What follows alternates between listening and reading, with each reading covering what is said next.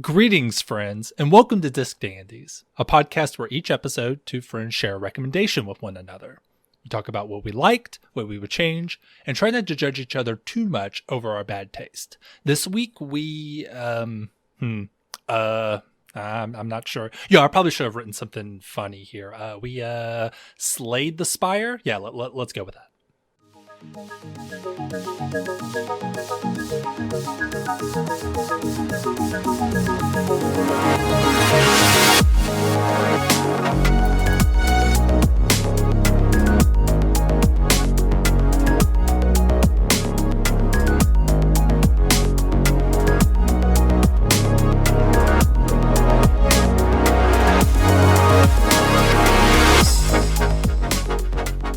Production budget has gone back down. Our writing staff is not on their A game anymore. We had to fire the good ones. Look, it's 2021. We don't have any money. You know this. We had to jettison all of the people that we hired because we just can't keep them on the payroll anymore. No good. Yeah, adding the kazoo in was just a massive impact to our budget. And kazoo in, writers out. Dude, that kazoo was it was more kazoo than anyone ever needed. It was like stainless steel, and it had interchangeable parts to it, and it came with a bespoke canvas carrying case. No podcast needs that. That's way too much. Based on our recording, the podcast could hardly pick up on it. I'm recording this out of like a washed out tin can and some string. I bet that's obvious to our listeners who can hear the audio quality we're working with now. Yeah, well, I guess that just ties into what my question is going to be this week. It's funny because, you mentioned 2021 being the source of all of our problems. I can't even play video games anymore. I had to get rid of my computer. It's just no good. We're now a book podcast because that's all I can afford, free books from the library. I haven't eaten in 2 days. Well, do you need to send you some ramen or something? I'm having a tough time over here. So I need your question for this episode to take me off of all of the woes that are happening over here. Please take my mind off of it. Okay, well, so our last episode, we did a 2020 retrospective. We talked about the stuff we loved last year. We bemoaned all of the 2020, I guess kind of jokes and blames, like how we would blame 2020 for being just a bad year and the source of our issues. Mm-hmm. This trend has already begun with 2021, and I can already feel another year of these references and jokes happening. Can we cut it off while we're ahead? That's my question.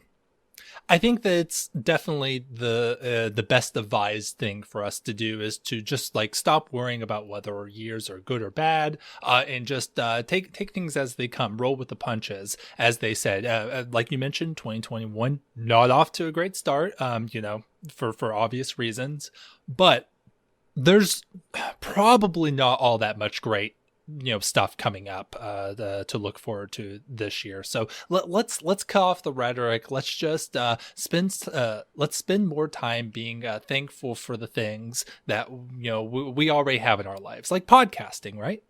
Yeah, and an Elden Ring trailer, which we're supposedly getting next month. I mean, speak for yourself when you say we don't have anything to look forward to. Now, you got kind of baited by this, right? Why don't you explain the cryptic text messages that you sent me the other day? Well, I mean, when you say I baited myself. I hopped on my computer, and I have there's a way on Google Chrome to have certain websites kind of display recent headlines and stuff like that when you pull up your browser. Yeah. And one of them said 2020 leak for February, and I was like, "Ooh, cool! Well, I wonder what this leak is." And I hop in there, and I read the sentence: "Elden Ring is releasing in February 2021." And I was just I lost my shit. I was very excited. Yeah, this was the gif of the person falling out of their chair, right? Yes, it was. It was me just oh my God. I knew that there were rumors that it was supposed to be coming out in spring-ish 2021 after being delayed out of last year. It just being next month was just way sooner than I could have ever hoped for.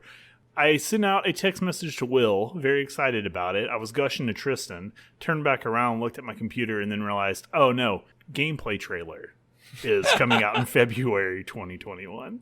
Oh, and man. the devastation ensued.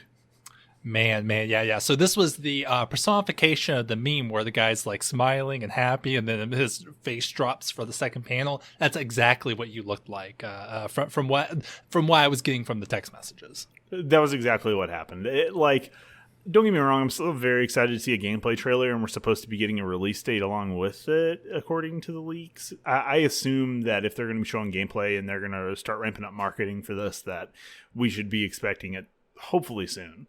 Outside of that, I just oppressed myself. Now, is there any news about Demon Souls coming to PC? That's something that you're waiting for, too. Any news on that front? No news. I imagine Sony's probably really tightened things down on that. I mean, people are kind of playing the whole well, they haven't officially announced it, so we're not going to pretend like it's coming or anything like that. But come on, it was in the freaking trailer. It was very clearly a slip up, It's going to come to PC at some point. I imagine probably a year from the PlayStation 5 launch, because that's usually how the stuff goes. But so, in other words, you're actually having a really bad 2021. Yeah, I'm not starting off to a great start. All right. Well, let's like I mentioned, stop worrying about the bad stuff. Take some time to take our minds off of things and enjoy something that we both, I think, really liked. Let's get into our topic for this episode. How do you feel about that? Yeah, let's do it. Okay, this was my exhortation, and this is one of our rare ones where I suggested something that neither of us have delved into before. We had both heard of this game. We were both excited to try it out at some point, but I decided it was time just to go ahead and knock this out and finally find out what all the buzz is about. The exhortation for this episode is Slay the Spire. This was released in late 2017 by Studio Megacrit, and I think it was published by Humble Bundle. So, they've got their hands in this too. And to sum it up really quickly, it's a turn-based deck-building card game wrapped up in a classic roguelike shell. So you get your permadeath, where you have runs that you start from the beginning every single time, and then there's progression as you continually try to play the game and die at various points, and you kind of build up your arsenal and get stronger and stronger that way. Well, let me just ask you, so you knew about this game before I exhorted it to you. What did you expect going into this game? What did you think was in store for you? So I obviously had it suggested by many different podcasts that I listened to, where they would talk about hey, if you're into Magic, you should check this game out. And then of course I just had a couple of friends, mutual friend of ours, Charles. He recommended it to me several times. It was just one of those games that kept cropping up from the Magic community as a game you should check out for strategy purposes. That's a great way to put it. We talk about on this podcast all the time that both of us are, pretty entrenched into the Magic the Gathering scene. So, we have experience playing card games at a, semi-competitive level. And I definitely got the impression, just from being exposed to the advertisements around this game, that type of gameplay is what I could expect. And then also wrapped up in a, the roguelike shell, being a huge Binding of Isaac fan, just like you are. I was really looking forward to a really good blend of the two. Yeah. And so I didn't really have really any expectations other than I guess I'm gonna like it. That was my assumption. And just because so many people seem to really love the game, and I didn't know what the actual card game played out like. I hadn't really watched any gameplay for it, so my expectations were this is just going to be a good card game, I assume. Now, I'm going to talk about the show on the show a little bit here. We were going to do this episode a little bit earlier, and we decided to take a little bit of a break. But you told me that you wanted to push off a little bit because you wanted to spend a little bit more time in this game. You felt like you hadn't really given it its due. And we talked about it, and we exchanged some stories. I'm sure we'll talk about all that. But once we had that exchange, I kind of thought, oh God, is there something in this game that I'm missing? Did I not get into it all the way? Am I missing a crucial piece? So I really kind of dived back into this game and put, a good chunk of hours into it after that conversation. So I feel at this point, both of us have really like delved deep into this game and got a full appreciation of what it has to offer. That being said, I want to know, overall, how did you feel about this game? Did it live up to the expectations that you initially had? Yeah, and just to kind of clear the air on this, I'm not like we're not like Slay the Spire professionals. We don't know all of the intricacies of how that game works and like all of like the like fine details. I think I would say that I understand what it's going for at this point. I made it to about 10 to 12 hours, somewhere in there total. Whenever we first spoke last week, the week before, I had been at 4 hours, and at that point, and this is where I'll get into my like reaction to it. I didn't like it. I bounced off of it at about the 4 hour mark. Okay. And I basically was like, I was kind of like frustrated with a few elements with it, as well as indifferent to others. But then Tristan, my girlfriend, really pushed me to continue with it. She didn't think I had played it enough really yet. She thought that like it being a roguelike and roguelikes, like the current trend for modern roguelikes post Binding of Isaac is that you have some kind of like meta progression that carries over between runs. And she was thinking that maybe something like that might come into play and make, kind of like make things click into place for me maybe. But she encouraged me to, keep going, check it out, give it its due. And I agreed with her. I was like, that's fair. After my current amount of time played, after I've played, I would say near countless runs in that amount of time, I think I still am not. It's still not really for me, I don't think. That's very interesting. Yeah. I'm kind of surprised to hear you say that, because I, thought a certain way about this game. I ended up having my expectations pretty much met, and it was a bit of a rocky start for me, but I've actually kind of really taken to this game, and I could see myself playing a little bit more of this after we're done doing our exhortation on it. So I'm really surprised to hear that from you, and I'm really excited to hear what you have to say about it as we dive in here. But before we do that, why don't we give a little background on the gameplay of this? So, as I mentioned, this is like a card game, a deck building game, wrapped up like a roguelike. So you are able to play 4 unique characters, and each of these characters have unique cards that they play with. So if you're familiar with Magic, and there's like colors of Magic, there are colors of cards, and one character only uses one color of card that's unique to them. We have the Ironclad, which is uses the red card, and this is like a warrior type character, and all of their cards kind of focus on dealing high amounts of damage. They're very much like an aggro character, playing cards that can do a lot of damage. Then we have the Silent, which plays with green cards, and I'm going to call it tempo. Maybe that's not 100% correct, and that probably doesn't make sense for anyone who doesn't play a lot of card games.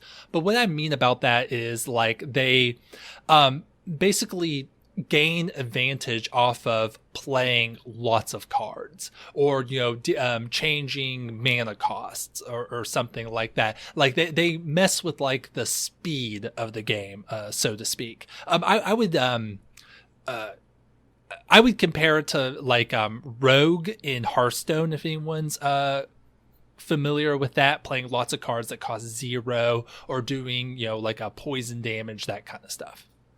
Yeah, it's like very much like a saboteur type role. It's you use a lot of like traps and like poison effects. It's it's more like I think this is the right Final Fantasy comparison, the Black Mage of the group. Very manipulative. Sure. Yeah.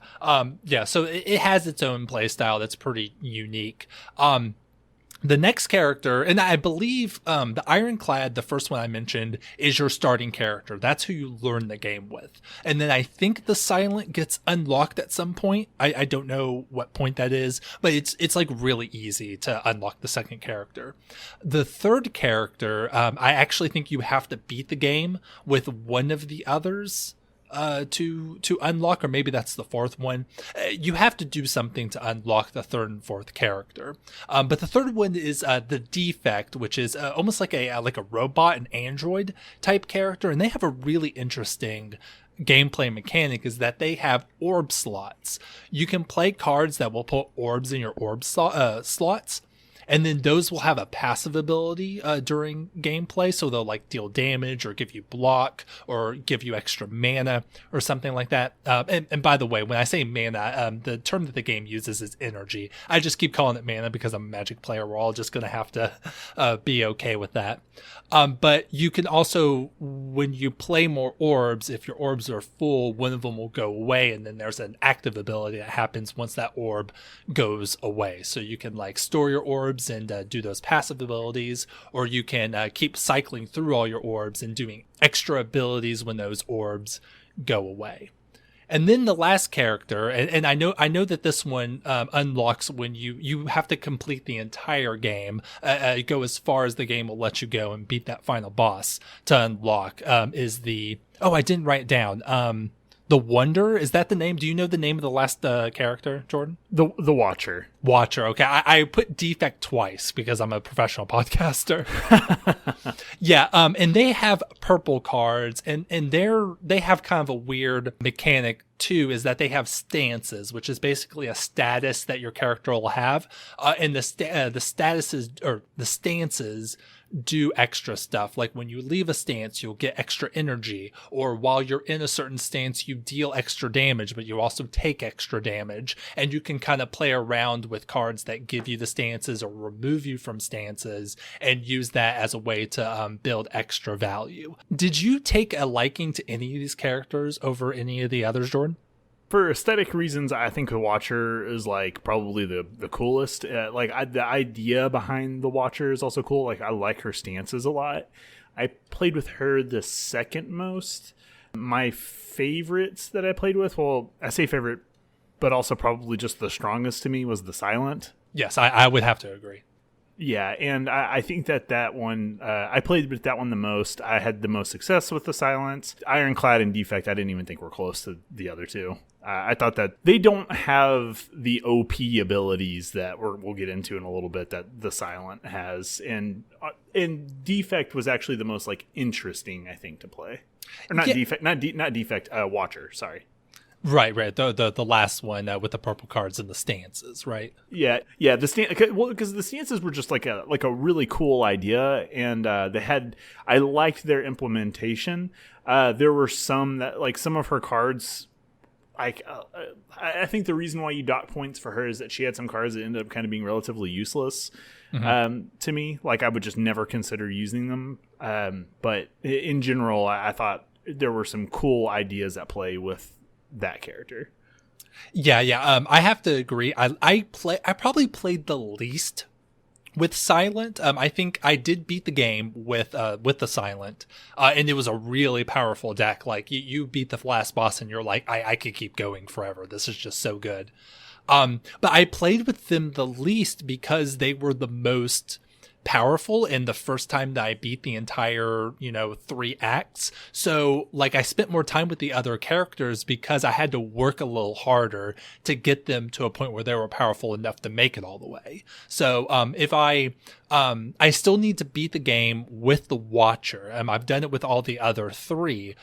So if I play some more, I'll probably play with the Watcher because that's who I need to beat the game with. But Silence, the one that just felt immediately really powerful.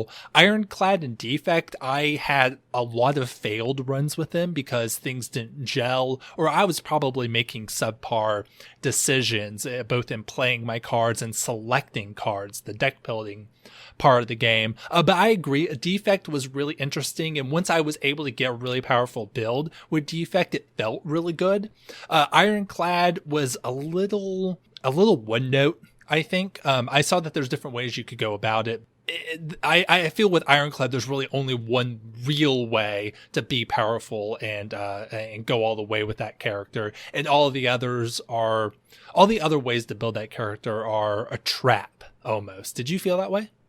Yeah, so here's the thing about Ironclad. To make a Magic reference, it's the burn deck, just flat out. It's almost solely focused on dealing damage, which could be really good. I don't know. I didn't. It was by far the least interesting deck to play, and I felt like with like Defect, it had too many bad cards. I felt like I did a couple of runs with Defect, and both times I just felt like I was just ridiculously underpowered compared to the other characters.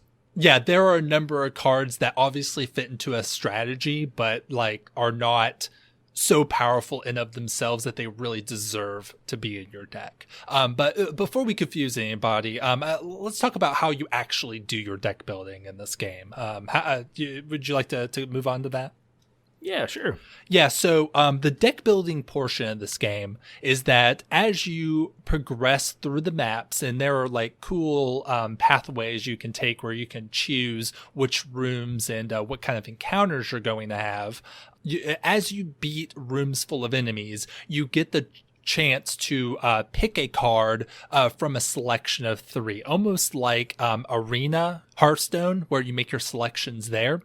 And each of these characters, even though they all kind of have a particular overarching theme, you could have multiple, there are multiple sub themes that you could lean into with each of those characters. So as you beat the enemies, and then you can also buy extra cards from merchants, and there might be one or two other ways, in the chance rooms that you could get extra cards. But as you progress through the game, you're slowly adding to your deck card by card. And as you do that, you can kind of lean into a couple of different sub strategies for that character. Just as an example, the Ironclad has, and this is the build that I did to actually finish the game, was I loaded up on block cards and then also loaded up on cards that gave me extra benefit for having a high block. There's a card that like lets you deal damage equal to your block and stuff like that. But you don't have to build that version. You can go into you never block and you get extra abilities when damage is done to you. So you could just hit, tons of damage, and then get extra damage when someone would damage you, and just go like super like hyper aggro, I don't care about my life total type build. And all of these characters have those different ways to go about it. So did you enjoy kind of that deck building, kind of almost like a drafting experience while you were playing? Did you find that fun? That's actually one of the areas that I had an issue with the game. I think that the drafting elements of the game is fun at first for a while, but I think that you kind of find all of the possible builds really quickly. Yeah, I can agree with that.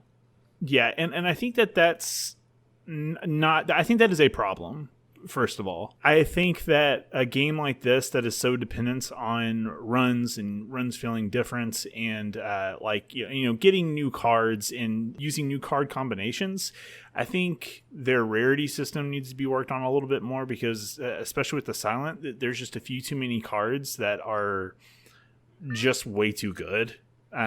And then there are problems with, like, I could almost build the same deck each time I played the Silent. There just wasn't enough deviation. So at that point, it became more of a frustration whenever I started up a new run, and I was just like, okay, I got to rebuild my deck again. Basically, it just kind of became a roadblock. It felt like an unnecessary hurdle I had to jump over, rather than like a drafting experience like it was trying to be.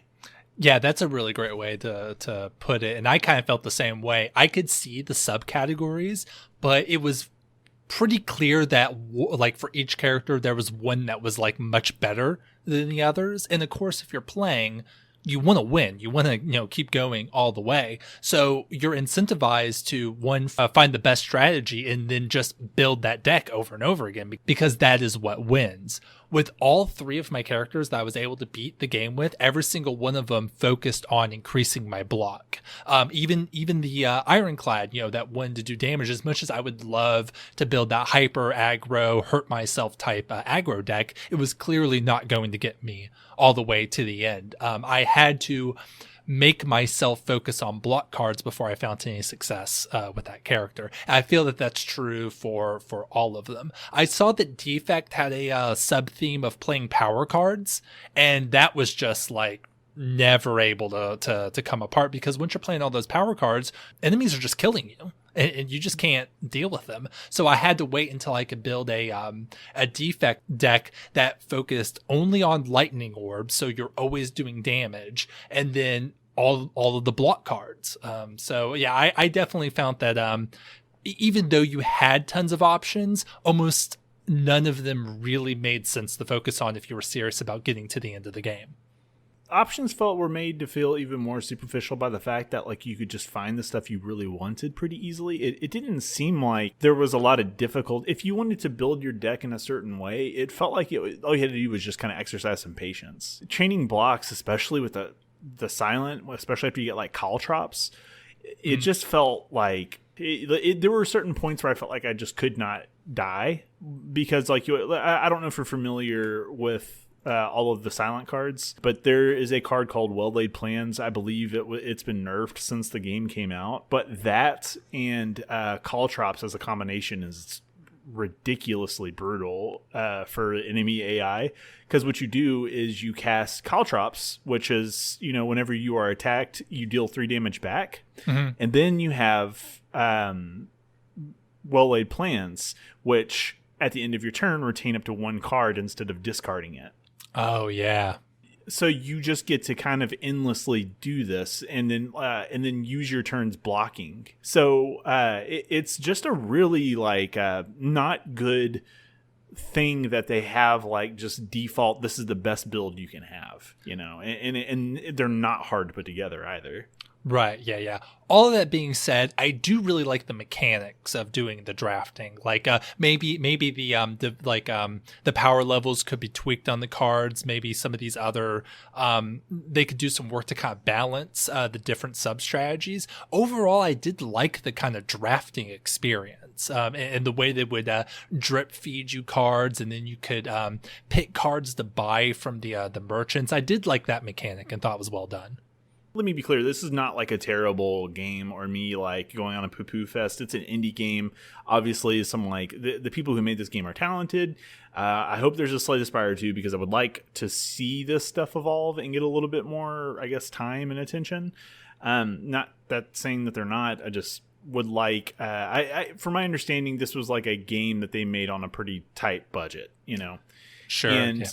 Yeah, and so I'm not going to sit here and bash them. I just it's really hard not to point out whenever you're playing a roguelike, replayability is very important. And as like both Hades and Binding of Isaac, Rogue Legacy, like they all have a focus on replayability being like seemingly infinite. Yeah. And I think that's just a shortcoming this game has, is I don't think it has that in its current state. That said, I agree with you. I do think that there are like foundational things that I think are really cool, and I would like to see explored further. It made me interested to see other games that were doing this. Sure. Yeah. Well, let's talk about the relics, because that's another important part of the progression of this game. And these work a lot like items from A Binding of Isaac or other roguelikes. As you play, you can pick up these relics that have powerful passive abilities and seriously change the way the game is played. There's ones that give you extra energy. There are some that give you an extra powerful effect after you play so many cards, or change the way that the game plays at a fundamental level, and you get a unique starting one, unique to the character. That's not really a relic. You can like change it for other relics given certain circumstances, but mostly that's just an ability of the character. But then you find them as you continue through the game by beating mini bosses, and then the end boss, you can get relics there. There are chest spaces that you are guaranteed to come across that will have relics in them. You can possibly find them in chance spaces if you're willing to take the chance to do that.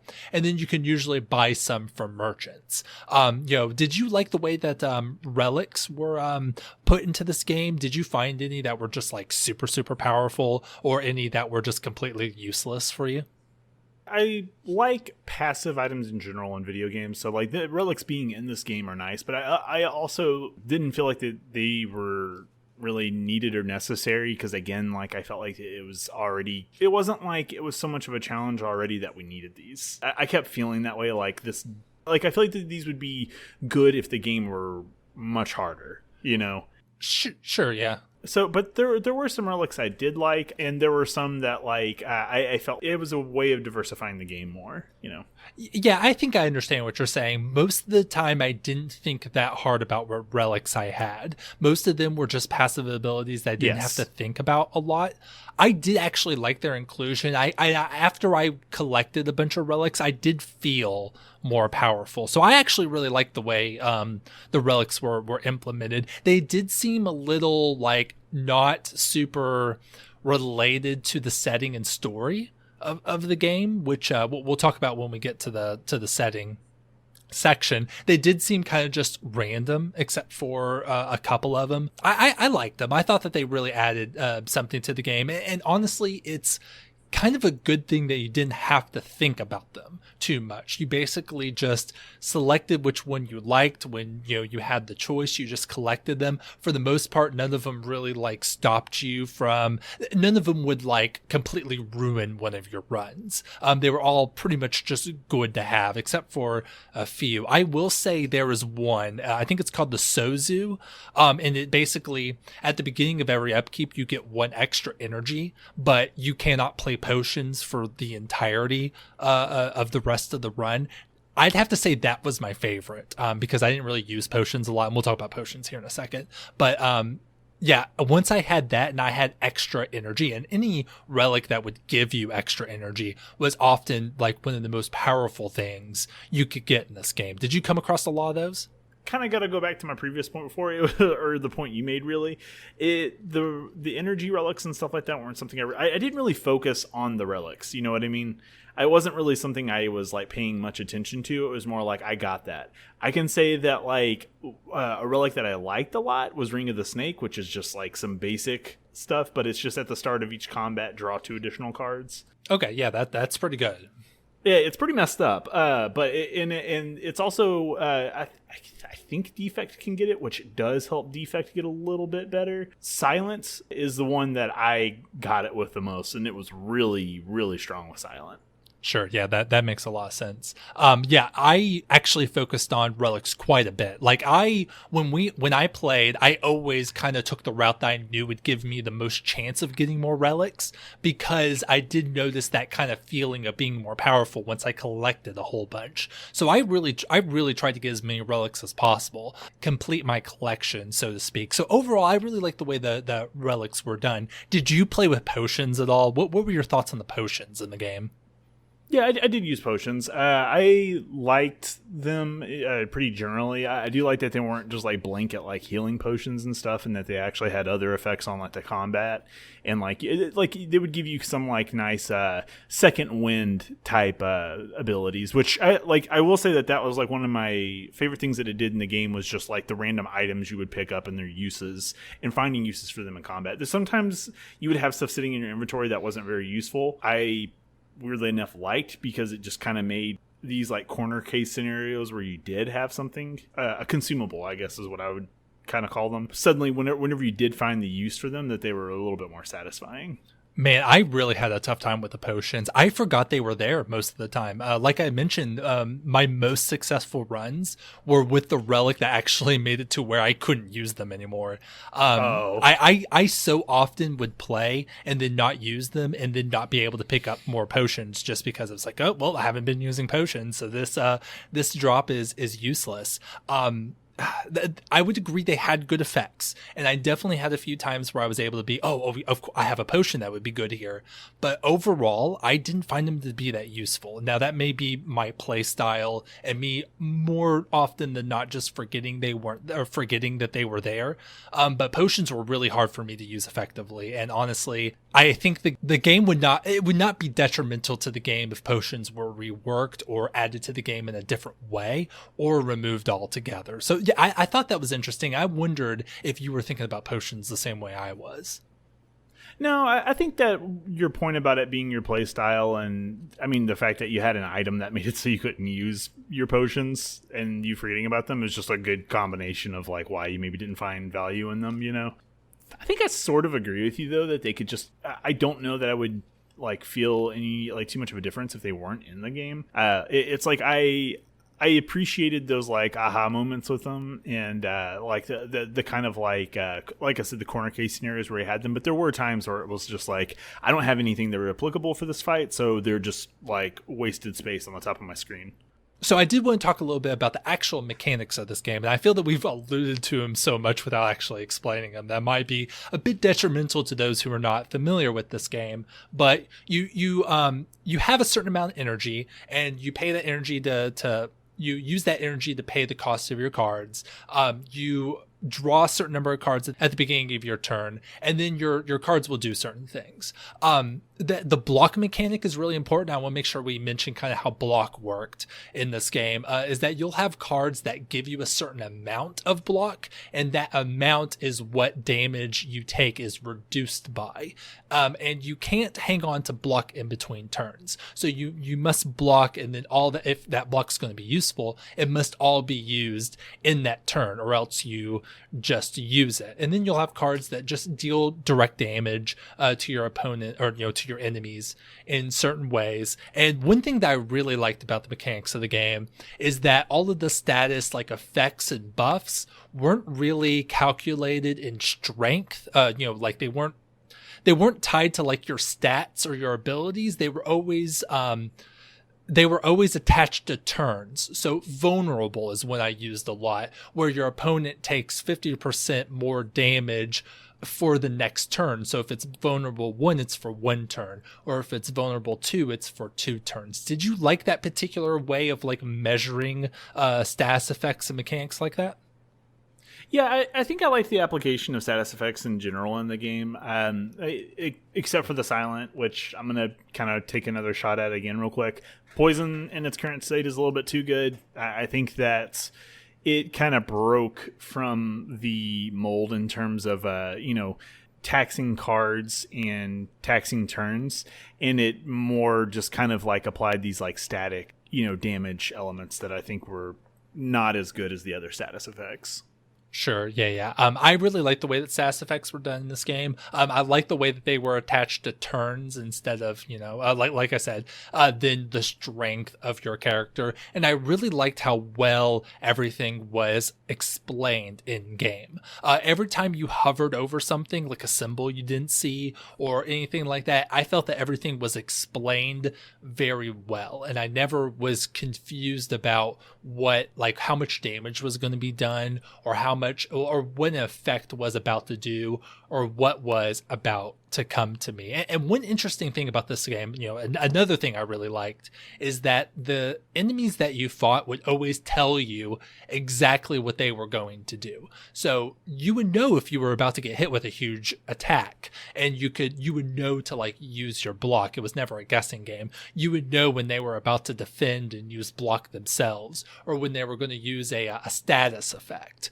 I really liked that, and it really let me be more strategic about the cards I was playing.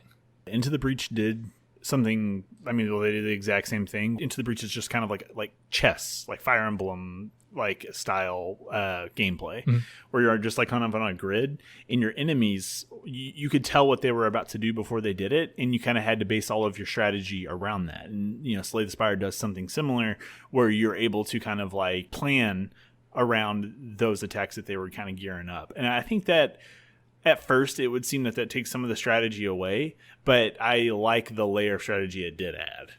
Yeah, it does, especially when, messing up means your run is completely over. And Yes. when you're adding extra cards to your deck becomes a little more inconsistent.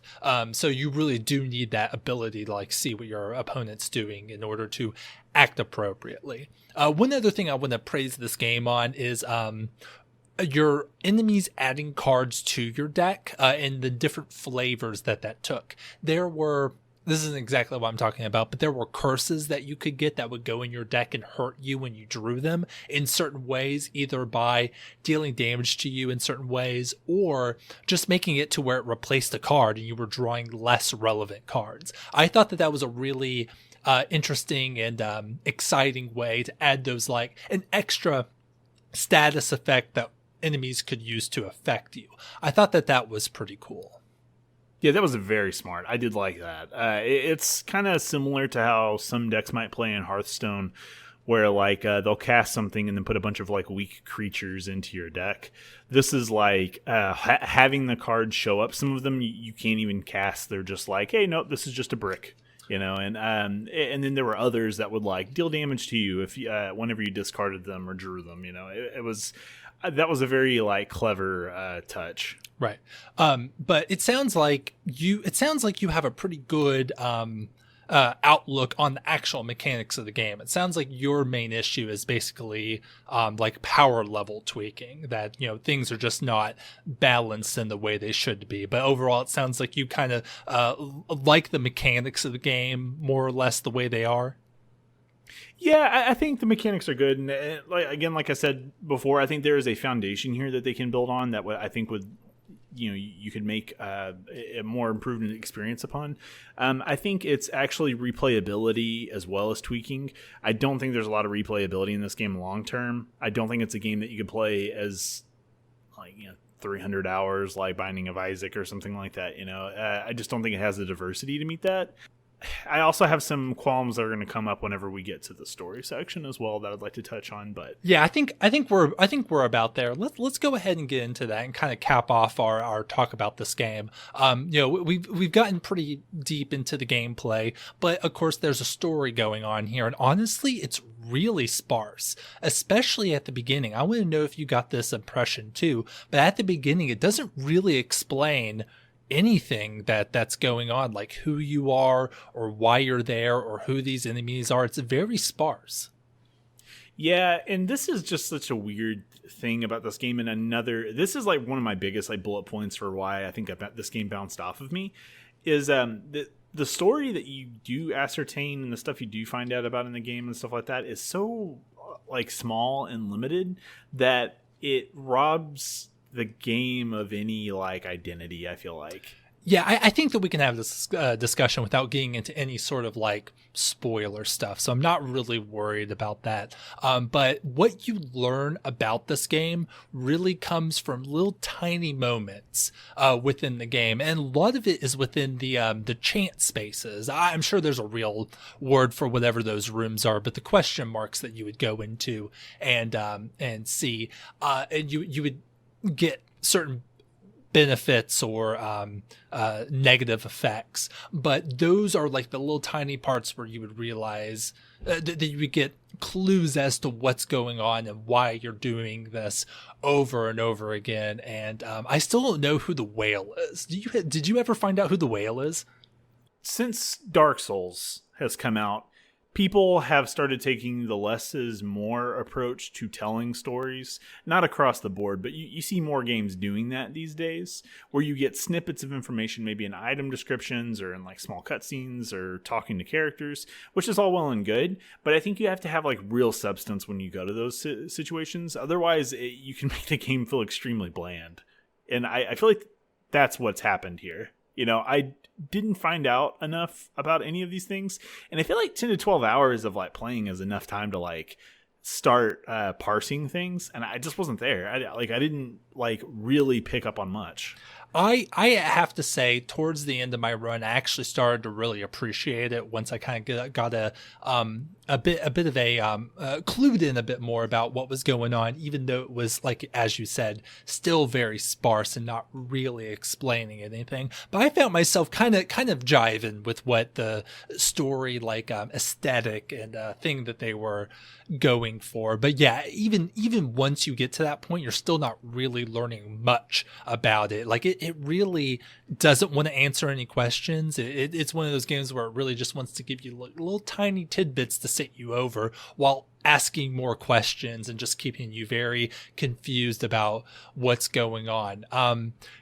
I will say that to mention the aesthetic, I will say the aesthetic itself doesn't really like grip me, like the character designs or the enemy designs. They're all kind of on the bad side of generic, but with just a tiny bit of flair to make it to where they're unique to this game. But overall, there's nothing that's like, oh, that's a Slay the Spire, character. I can tell because of these, design choices. It was all a little on the bland side for me in that regard.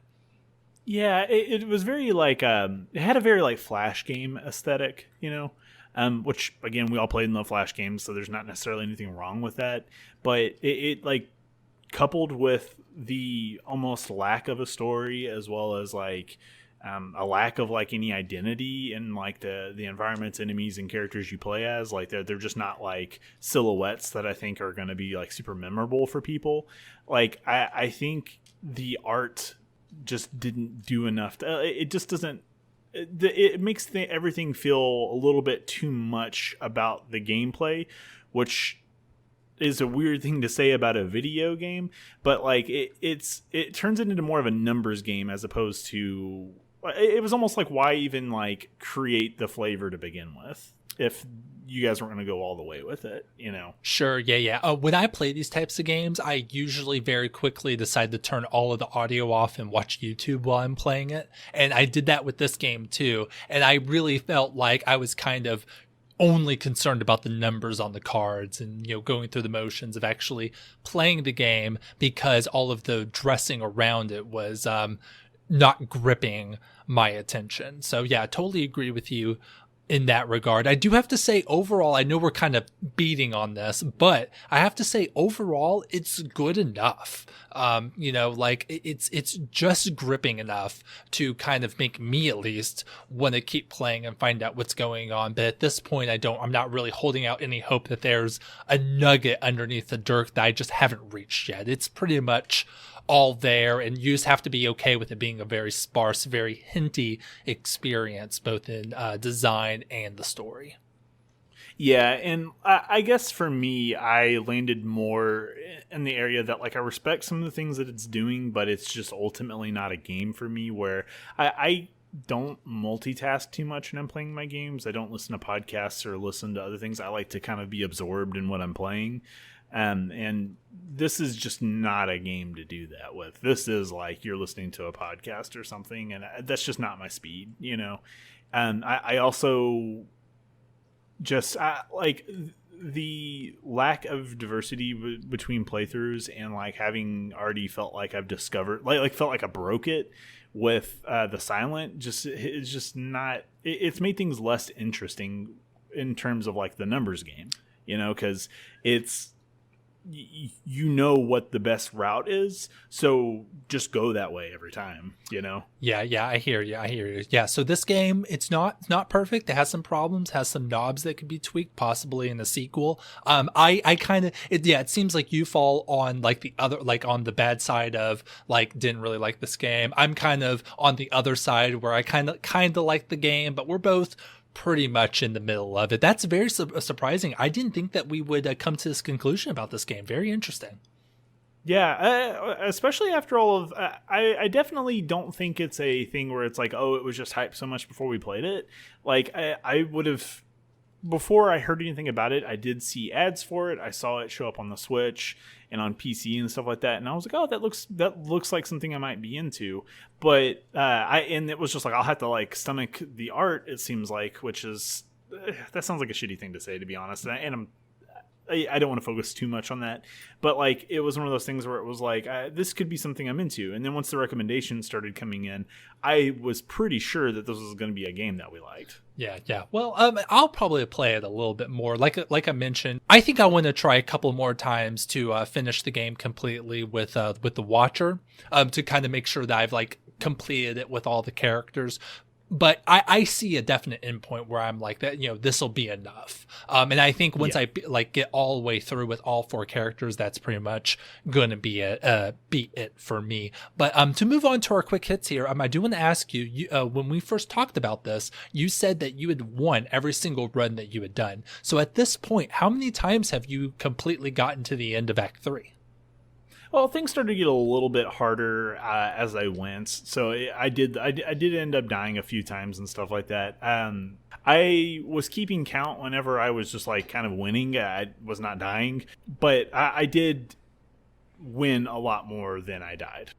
I struggled a little bit at the beginning. I have completed it 3 times, once with the first 3 characters, but I have died a lot. It took a while to get those good builds, but once I got those builds, it was a little, it was pretty easy to keep going through.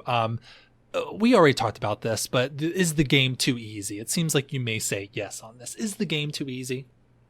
Yeah, it's gonna sound like a humble braggy type thing too, but I don't think it is. Like I think that there are too many 0 cost powerful cards in the game, and the fact that you can upgrade those 0 cost powerful cards to be even more powerful, I think is a mistake. Because I abused the hell out of that with both the Silent and the first fella you get. I forget his name. The Ironclad. Yeah, Ironclad. My first couple runs were with the Ironclad, and both times I just like stocked up on 0 cost effects, upgraded those, made sure that I had enough block in my deck and stuff so that I wasn't like leaving myself, taking too much face damage, and you just roll the game. Yeah. You and I are both Magic players. We know how important like mana, like energy is. Anything that's free is probably broken. Anything that gives you extra energy is better than it looks. So we just know this intuitively from playing Magic. Yeah, and it's a big problem whenever you make those cards like actually really good. Like and then pairing 0 cost cards with stuff that doesn't require you to attack. Like again, I'm going to point at the Silent again. Poison and not having to attack with that character to win is just a really bad combination with 0 cost cards, and it just made it. I could just turtle up, poison my opponents, and just block through everything, and I didn't really have to engage with them. And I think that that's what made the game just, like I said, just very easy. And I don't think that you have to be a pro gamer or really smart to do that. Sure, yeah. Well, let me move on here. So what gave you like the hardest time while you were playing this? What was the most annoying enemy that you came across? The stupid plants. Snake plant. Okay, all right. So did you get into that at all? I believe so. I think I know what you're talking about. Okay, so I did not like Frail. Frail was really annoying to play against, especially whenever it was combined with other enemies. Uh-huh. And this thing, I felt like it would just... it had a move. I'm looking at its like page now called Enfeebling Spores. And it would do 2 Frail, 2 Weak. And it would just spam that on me. And then, it would have like a really strong attack, which is, deals 7 damage 3 times. Mm-hmm. It just shredded me in some scenarios. That was definitely one I hated coming across. Yeah, that seems very annoying. For me, one of the most annoying things that I came across was the Hexaghost. I think this is a boss for the first act, where it's like a floating hexagon, and it would have these like flames that would circle around it, and it had an attack that would just constantly put these cards in your deck, like exhausted or exerted or something like that. They didn't hurt you. It was basically just you drew them and then you weren't able to draw real cards, and it would keep using that attack over and over again to just fill my deck with just like these trash cards. And since it's the end of Act 1, your deck isn't as powerful as it could possibly be, because you're still kind of building your deck. So that's like the last part where like it's like really easy to kill you, because your cards aren't as powerful, and that like you're just drawing hand after hand of cards, filled with cards that you can't use. That was really tough for me. Yeah, see, how you get through that is you find an item that allows you to draw 2 cards every turn. then you just like mow through it. See, that's the Magic player in us. We know drawing cards is good. avoiding using resources and drawing a bunch of cards. That's all you got to do. Then you win, baby. For sure. Well, speaking about cards, out of all the cards you played with, what was your favorite overall card? The one that you always wanted to see no matter what? Whenever you get to Watcher, you will find a card called Pressure Points. It is one of the stance builds that you can get into. It's part of the retain build, I believe, if I remember it. But anyways, so what it does is it applies 8 mark. All enemies lose HP equal to their mark, which is super good. Well, whenever you play with it more, it'll make a little bit more sense. But that was my favorite card to play with. Sure, yeah. My favorite was actually a colorless card. I should have mentioned this earlier in the episode, but there are colorless cards that you can get via like card rewards just throughout the game, and then also you can buy them from the merchant, and then you would get them sometimes from like bosses and stuff. So there were some pretty powerful colorless cards you can get. My favorite was a colorless card, the Bomb. Did you ever play with this card? I did not know. Okay, so it is a 2-mana colorless card. When you play it, it sits in your status bar for 3 turns, but once it pops off, it deals 40 damage to all opponents. And then you can if you upgrade it, it goes up to 50 damage. I took this card every time I saw it, and it was always a good card for me. And I think in my Ironclad build, the one I eventually won with, that was heavy on blocks, I got 2 of them and was able to upgrade both of them, and it just did so much work for me. Being able to just to play that and then sweep the field for 50 every couple of turns was really powerful. And that was my favorite card. Anytime I saw it, I would always just go for it. It does sound really good, yeah. Yeah, and it's colorless, so I would see it all the time. Like, it would pop up in merchants all the time. So I got to play with it a lot, and I think that does a lot to make me feel endeared to it. Did you seek out or avoid the chance spaces? And, the spaces on the map that were marked with a question mark, and that would, sometimes be good for you, sometimes be bad for you. Did you avoid those, or did you look for those? I looked for him. The Dark Souls player in me will not. I'm not allowed to leave any stone unturned. Yeah, they're the secrets of this game, right? Is to get all of that stuff, and it's also where you learn the little bit of story that this game has. Yeah, and like I didn't feel like the consequences were so strong that you should avoid them. It was just like, okay, I got to go through another battle, or maybe I come away with a status effect or something like that, a status element. But for the most part, it was just like, I think the upside is high enough that I'm just going to look for them, Yeah, I always seek them out. Like I mentioned, I really focused on trying to get as many relics as I could. I played in a style that really seeked relics. Like, I tried to get as many as I could. And once I found out that getting these chance spaces was a really good way to get more relics, like even if I had to like pay for them in gold or in like taking damage, I would always do that. Like, anytime it gave me the chance to get a relic, I would always be like, yes, take damage, pay all my gold, just to get those. So I enjoyed it. I enjoyed learning little bits of lore from those spaces, and they gave me the relics I was looking for. So I also really tried to get those spaces as much as possible.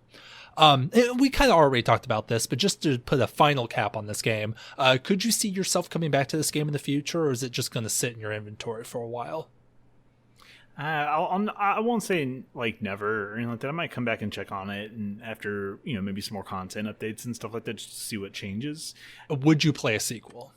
Yeah, I think I'd be into playing a sequel, assuming that, depending on how things kind of shook out for it. I would definitely be watching some videos and like reading on it more before I jumped into it, but I could see that happening depending on what they build upon. I would definitely check out a sequel. So yeah, we'll leave it there. That was Slay the Spire. Thank you for joining me on this journey. Do you think that it's a good exercise for this podcast if we play exhortations that neither of us have played before? Do you think this is something we should try out in the future? No, I think it's absolutely a good thing that we have stuff that we haven't checked out before. I think we get good conversations out of experiencing these new things. Between Slay the Spire and All You Need Is Kill, I really liked these episodes because they allowed us to like experience these. It feels really book clubby when we do this, Yeah, I think so. So we'll definitely do a couple of more of these. But yeah, that was my exhortation. I am excited to hear what you have new for 2021. Okay, so first of all, I'm so sorry to have like shit all over your this exhortation. I feel bad about Oh that. no, hey, we want that straight hot content. Please give it to us. Yeah, and for that reason, I think that like while we're talking about this, I think it's good that we play things that we bounce off of, or experience things that we bounce off of, because that's interesting conversation as well. But as for my exhortation, how do you feel about 2012, Will? Okay, the world ended. I remember that. Yes. Okay. What? The Mayan calendar ran out. Yeah, that's. Oh, geez, I'm trying to think of something else that happened in 2012. Oh, London Olympics. I remember those. There was a really good Doctor Who episode about that. I remember that. Good Doctor Who episode. I'm sorry. Isn't that? How's that possible? Maybe that's a conversation for another day. I am blanking on anything else good that happened in 2012. I'm sure there's something I'm just completely. Oh, Return to Ravnica block for Magic was 2012. That was a good set. Well, I can guarantee you're not going to guess what this exhortation is. Okay, well, I think 2012 was like the most medium of years. So, what is your exhortation? Okay, so not medium. A little Kickstarter game went up in 2012. And with that Kickstarter game came a promise from the developer that they would do a video documentary on that Kickstarter game while they were producing it. Is this ringing any bells? It isn't. I bet, like, once you say this, I'm going to know it, but that's not ringing any bells at the moment. Okay, so Double Fine was making the game called Broken Age. It was an adventure game. Okay. And we will not be playing Broken Age, at least not right now, but we will be watching this documentary about the making of Broken Age instead. Oh, okay. That's very interesting. I've heard of the game, and I know Double Fine, but I don't know anything about the game, and I haven't heard of this documentary. So, yeah, I'm excited to check this out. I know nothing about this. Okay, so this is where the format gets interesting. We're going to be trying something new here. All of it is available on YouTube for free. Okay. So they posted it as the development cycle was going on for Broken Age to their Patreon, and then they slowly put it up on YouTube as well. I'll send you the link to the videos. It's a series of videos. Each one's about. There's an introduction video, which I do consider part of this. It's the announcement video. It's 5 minutes long, and then the rest of the episodes are about 20 to 30 minutes apiece. Okay. You do not have to finish the entire thing for us to have a conversation about this. I would encourage it if you can have the time. I know you just started school, so obviously, if you can't, you can't. I think this is going to be a good conversation regardless of whether or not you finish it. Oh, that's very interesting. Yeah, and we'll post links to this if it's just on YouTube for everyone to watch. We'll post links to this on our Twitter, so everyone knows where to go and they can watch this and prepare for the next Dandies episode. This is great. Yeah, there will be a link in the description for this video on our podcast apps, so you should be able to get to that as well. Yeah, that sounds good. I'm looking forward to it. I have absolutely no idea what to look forward to, here, or what to expect. Now, is this video documentary, is this done by Double Fine, or is there like another studio that did this for them or about them? So it's kind of a collaborative project. Double Fine. Okay, are you familiar with Tim Schafer at all from Double Fine? Yes. Okay, big personality, very funny guy. This was just kind of like an effort to be more transparent and like bring some transparency to the game development space. And while it is done, they hire another studio to come in and videotape this. But it is a collaborative effort, to answer your question. Okay. That sounds interesting. I'm looking forward to this. Thank you for the exhortation. Yeah, and I hope you enjoy it. Either way, I think it's going to be interesting to talk about. Okay, you want to get into some back matter now, Will? I do, yeah. So we've been playing a lot of Slay the Spire. We took a little extra time to do it. I've been kind of busy with school stuff, but I want to know what's going on in your neck of the woods. What have you been doing other than slaying the Spire? Well, so I've been kind of like experimenting around with video games and stuff. I'm between big titles right now. I've been playing Yakuza. It's an enormously long game. I'm probably a little over halfway through it at this point. Still really enjoying the hell out of that. But I was looking for some different flavors just to kind of change things up. And so I played some Dark Souls. I got a little bit into Final Fantasy XIV, the MMO, just to kind of test the waters on that and see how I felt about it. But today, actually, I got into a game called Ghost of Tsushima, which I'm sure most people know about in the gaming industry at this point. Yeah. I know a little bit about it, but not too much. But it's definitely a game I knew that you would be into. Yeah, it's just like Samurai Metal Gear Solid. It is very much like, it takes place in I forget which era of Japan, but it's when they're being invaded by Mongols, and it has Metal Gear Solid vibes all over the place, from the presentation to the tone to like the stealth. It is great. I'm really enjoying that, and it is scratching an itch that I desperately needed scratched. Yeah, that sounds really interesting. Yeah. You'll have to give us updates on how you feel about it while you continue to play. Yeah, for sure. Okay, well, you need to go off, King. I know you got some weeb stuff locked and loaded. Oh, well, first I want to let you know that, and I mentioned this before, but you and I have actually been doing a co-op run through of Dark Souls, and we've played a couple of times, having a lot of fun with it. I'm really into it. I need to let you know that I've actually played a little ahead. I played a little ahead of where we were. So when you notice that I'm in Blighttown, you have to understand that I, went a little ahead. Okay, that's totally fine. I did some leveling before the last time we played anyway, so we should still be around the same spot in terms of leveling. I will let you know that we have the option to skip Blighttown if you would like to. I have some beef with Blighttown from the last time I played, and I want your expert opinion on what I need to do when I'm there. So we'll go through Blighttown, and I want you to help me exact some revenge. Are we gonna kick its ass? I hope so. Yeah, we sure are. We're going to try to avoid getting toxic, and we're going to kick its ass. Sure. So I wanted to let you know about that. Like I mentioned, I just started school this week, so I'm kind of busy there. Going to try to do all the things I can to make sure I'm being smart about my time going forward. But it's really bad timing because a lot of new anime just came out. And I think I mentioned this in our 2020 retrospective, something I was looking forward to. But this season of anime that just came out is super stacked. There are all sorts of sequels that I'm really into and trying to keep up with. Dr. Stone, season 2 just started, and that is as good as ever. I think the Dr. Stone is going to be one of the great shonen anime up there with Naruto and Jujutsu Kaisen, Demon Slayer. I think it's going to be one of those. Also watching The Promised Neverland, really enjoying that. Quintessential Quintuplets, which is basically one of your classic waifu wars animes. I'm watching that as well. And then Cells to Work. Have you ever heard of Cells to Work? No. Okay, so this is a really interesting show, and it's on a season 2. It's very kid friendly and wholesome to a certain point. Cells at Work is basically anthropomorphized cells in your body. So the main character is a red blood cell, and she's friends with a white blood cell, and it's I don't want to say antics, but they live and work in the city that's the body. So the white blood cell runs down and kills germs, and pretty bloody, but that's the most adult that the show gets. And then the red blood cell is a delivery person. They deliver food and oxygen to other cells, and there are these cute little platelets that do construction work and